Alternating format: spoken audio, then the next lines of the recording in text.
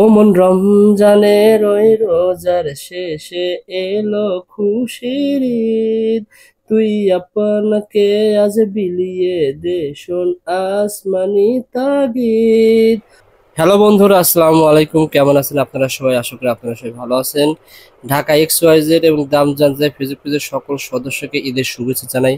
যারা আপনারা আমাদের ভিডিওগুলো দেখেন, কোন জেলা থেকে দেখেন, আপনারা যারা ব্যবসা করেন, কেমন ব্যবসা হয়েছে এই ঈদে, এবং যারা আপনারা প্রবাসে রয়েছেন সবাইকে ঈদের শুভেচ্ছা। আপনাদের ঈদ কেমন কাটতেছে ইনশাল্লাহ সবাই কমেন্ট করে জানাবেন। আর আমাদের ভিডিওগুলো কোন জেলা থেকে দেখেন আপনারা জানাবেন। এটা হলো আমার দোকান। আলহামদুলিল্লাহ এই রোজার ঈদে প্রায় 3 লাখ টাকার মাল তুলেছিলাম আমি ঢাকা চকবাজার থেকে। আর এখান থেকে মিনিমাম 1 লাখ টাকার মাল তোলা হয়েছিল। মোটামুটি লাস্ট 10 দিনে 4 থেকে 5 লাখ টাকা বিক্রি হয়েছে। আমার মনে হয়েছে ভাই, যতগুলো মাল ক্রয় করেছি তার অলরেডি অর্ধেকের বেশি রয়ে গেছে। ইনশাল্লাহ আমি ব্যবসায়িক ভিডিও খুব শীঘ্রই কসমেটিকের ডেকোরেশনের আইডিয়া এবং ব্যবসায়িক আইডিয়া, কোন আইটেমে কেমন লাভ হয় এই সম্পর্কে জানানোর চেষ্টা করব। কিন্তু আজকের ভিডিওতে আপনাদেরকে একটা আইডিয়া শেয়ার করব। কন্টেন্ট ক্রিয়েটর নিয়ে যারা কাজ করতে চান ফেসবুকে, সে বিষয়ে একটা আইডিয়া শেয়ার করব। ইনশাল্লাহ পুরোটা দেখলে একটা আইডিয়া পেয়ে যাবেন। বাংলাদেশে প্রায় হাজারো কন্টেন্ট ক্রিয়েটর রয়েছে। আসলে অনেকেই ভিডিও তৈরি করে কিন্তু সবাই কিন্তু সাকসেস হতে চায়, অনেকে সাকসেস হতে পারে না। এখানে অনেক কিছু সিক্রেট ব্যাপার স্যাপার রয়েছে। ইনশাল্লাহ আমি ফেসবুক পেজে আমাদেরকে দাম জানতে চাই, ফেসবুক পেজ রয়েছে, ওখানে আমি একটা লিস্ট তৈরি করব।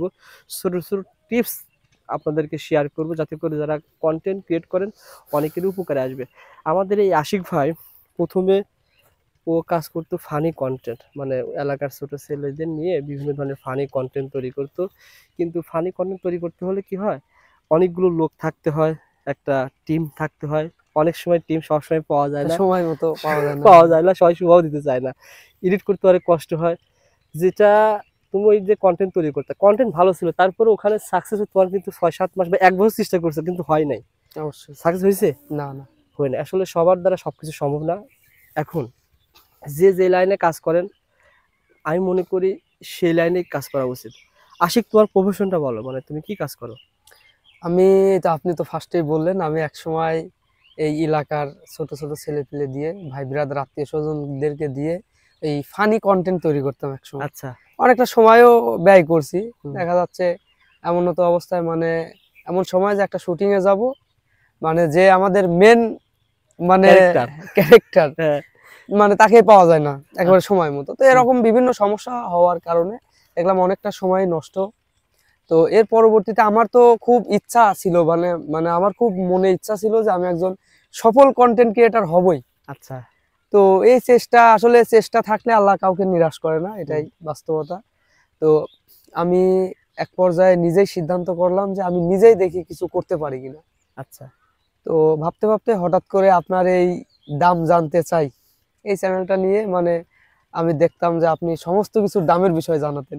ইয়েস। যেহেতু আপনি আমার ভাই, চাচাতো ভাই, তো আপনাকে ফলো করলাম। পরে আমি যেহেতু একজন ড্রাইভার বলতে পারেন, কারণ আমি আপনার ব্রিক ফিল্ডের এই যে ইটের গাড়িগুলো আছে, এই গাড়িগুলা চালাতে পারি, বা বিগত 8 বছর যাবত আমি ইটের গাড়ির ড্রাইভার। হুম। তো ওই বিষয়টা নিয়ে আমার ধারণা আসলো যে আমি একটা ব্লগ ভিডিও করি। আমরা এই ইটটা নিয়ে এক জায়গা থেকে, বা আমাদের ইট ভাটা থেকে আরেক জায়গাতে যাচ্ছি, বা একজনের বাড়িতে আমরা পৌঁছায় দিচ্ছি। তো এইভাবে আমি আপনার ফার্স্টে কয়েকটা ব্লগ ভিডিও বানাতে শুরু করলাম। ইতিমধ্যে দেখলাম আমার বন্ধুগণ বা সবার ভালোবাসায় মোটামুটি খুব ভালো রেসপন্স পাওয়া যাচ্ছে। তো এরপরেই আমি চিন্তা করলাম যে আস্তে আস্তে শুরু করা যাক।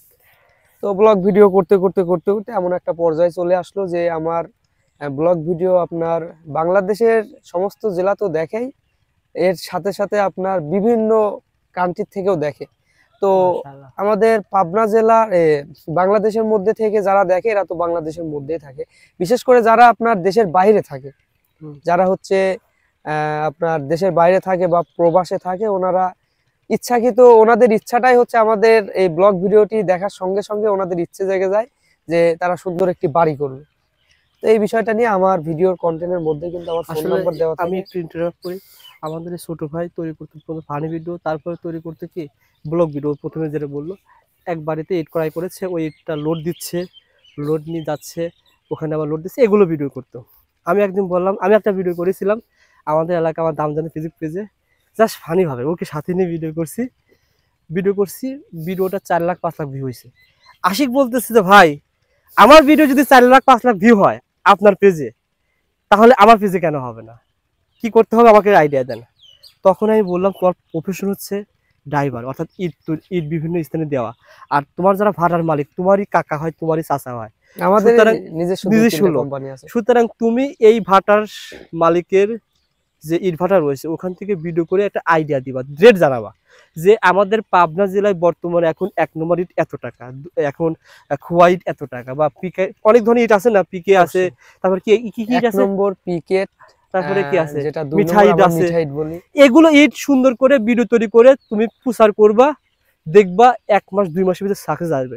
আলহামদুলিল্লাহ ভাই, শুধুমাত্র আমার একটা আইডিয়ার মাধ্যমে, এটাও আমাকে স্বীকার করে যে রবিউল ভাই আপনার মাধ্যমে আমি আলহামদুলিল্লাহ এখন অ্যাডসেন্স লিডার পেয়েছি, অলরেডি $20-30 যোগ হয়েছে। দোয়া করবেন, ওর পেজের নাম আশিক ভাই পাবেন, ওনার চ্যানেলের নাম। শীঘ্রই $100 হলে তো ইনশাল্লাহ উদ্যোগ করতে পারবে। আসল কথা হচ্ছে ও ফেসবুকে ইউটিউবে যে টাকা ইনকাম করা, এটা আমার মূলত উদ্দেশ্য না। আর আমি মনে করি যারা আপনারা ফেসবুক ইউটিউবে কাজ শুরু করতে চান, আপনার যে প্রফেশন রয়েছে, মনে করেন আপনি একজন কার্ড ডিজাইন করেন, তাকে বলা হয় নকশা ডিজাইন বা কাঠ মিস্ত্রির ডিজাইন, ওই কাজটাই করেন, আপনি ওটাই দিয়ে ভিডিও তৈরি করেন, দেখবেন যে কি হবে, ওখান থেকে ইনকাম না হলেও বা পরে হলেও আপনি ওখান থেকে একটা বিজনেস দাঁড় করাতে পারবেন।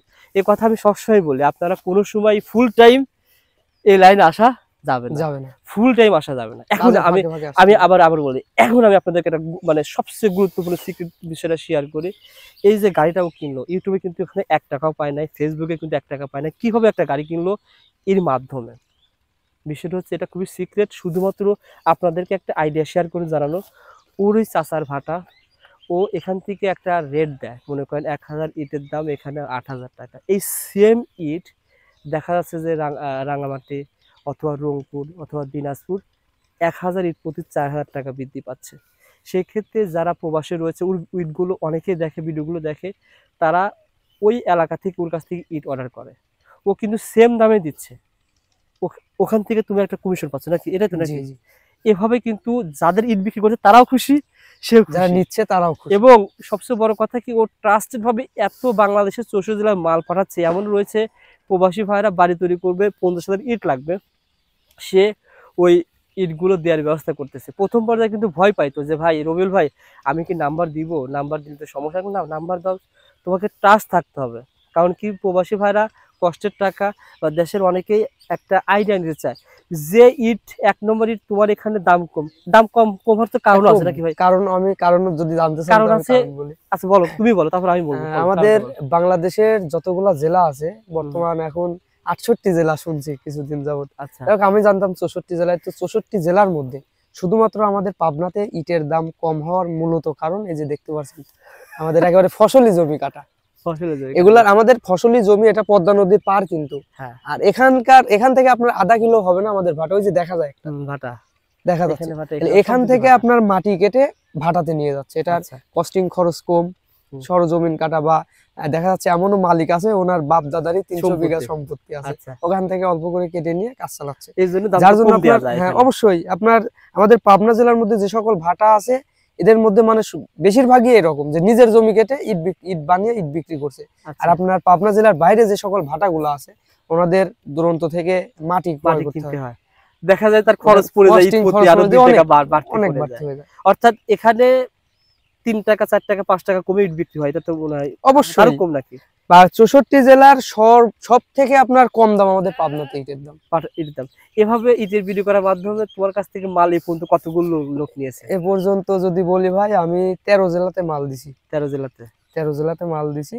আর আমার এখান থেকে আমি তো শুরুই করছি ভাই মাত্র, আমার 7 মাস যাবত আমি ইউটিউব চ্যানেল করে শুরু করছি। এর মধ্যে 4 মাস 17 দিনের মধ্যে আমি সাকসেসফুল, মানে আমার মনিটাইজেশন কমপ্লিট হয়েছে।